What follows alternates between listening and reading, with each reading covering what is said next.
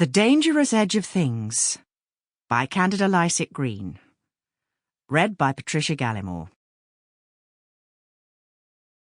On the last Saturday afternoon of January 1947, I went with some of the Farnborough village children to the pictures in Wantage, escorted by big Mrs. Willoughby, 20-odd stone, who never took off her pinafore and had arms like skittles. Carriage of Lassie was showing at the Regent. To catch the old beige Reliance bus opposite the council houses at the end of the village, and to bump about over the potholes, down the hills and through the fog to the town was the most exciting thing in the world.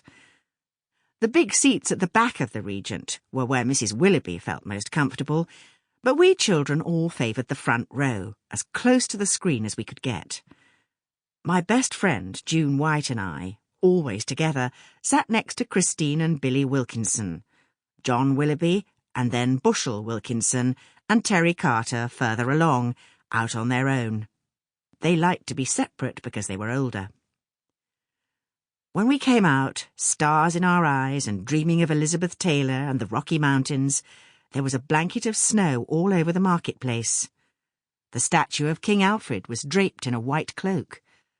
The butcher, who was a friend of Mrs. Willoughby's and had a shop on the square, said you could get nothing but a tractor back up to our village, 720 feet up in the Downs. Anyway, where were we going to get a tractor from? So Mrs. Willoughby decided we'd just have to walk the 5 miles back home. Past the iron foundry we trudged, clutching onto each other for dear life, as we climbed Chain Hill, beside the railing of the big town cemetery. 100 graves to haunt us beneath the endless undulations of snow. We made slow headway because Mrs. Willoughby was blowing like a steam engine, and we had to keep waiting for her while she got her breath back.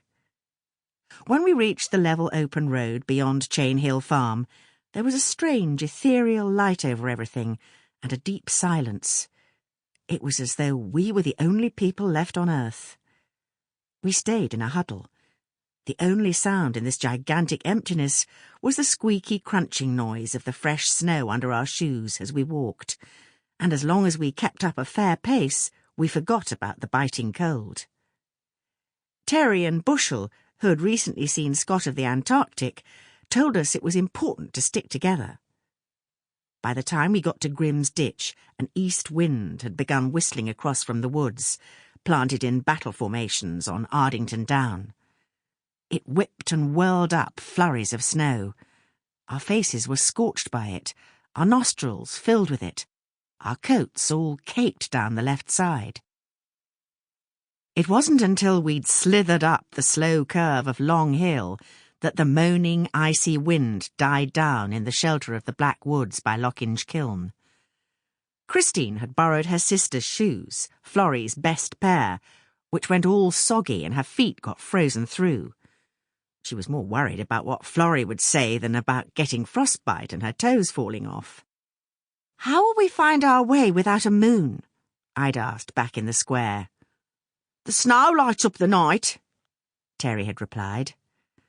And so it did. Terry knew things like that.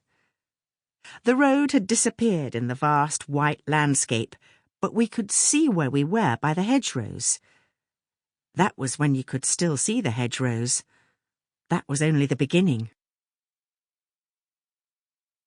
By the 1st of February, the snowdrifts were 10 to 12 feet deep, and most of the outlying farms were cut off. There was 33 degrees of frost, so they said. In some places, on the exposed bits of road, away from the shelter of the beech coppices, you could stand on top of a frozen drift and touch the telegraph wires, which were sagged down with snow like streamers of white ribbon. The weight of the snow on the roof of Lochinge Kiln Farm had made some of it collapse into the attic, and the whole had to be covered up with a tarpaulin. Bill Cowan, the new tenant farmer, had only just moved in, and all 774 acres and 2 roods of his new land lay frozen stiff under the whiteness. At one point, during that Arctic spell, my mum got stranded in Brightwalton and couldn't get home. The snow had drifted across the lane while she was at the funeral of a local well-respected... Sample complete. Ready to continue?